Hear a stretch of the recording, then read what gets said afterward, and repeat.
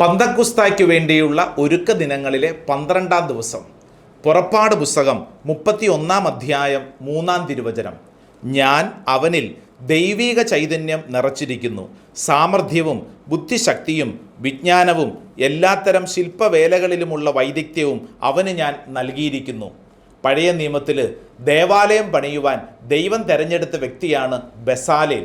അവന് വലിയ കഴിവൊന്നുമില്ലായിരുന്നു. എന്നാൽ ദൈവീക ചൈതന്യം, പരിശുദ്ധാത്മാവ് ആ വ്യക്തിയിൽ വന്നപ്പോൾ സാമർഥ്യം, ബുദ്ധിശക്തി, വിജ്ഞാനം, എല്ലാത്തരം ശില്പവേലകളിലും വൈദഗ്ധ്യം, ഈ കാര്യങ്ങൾ നമുക്കും വേണ്ടേ?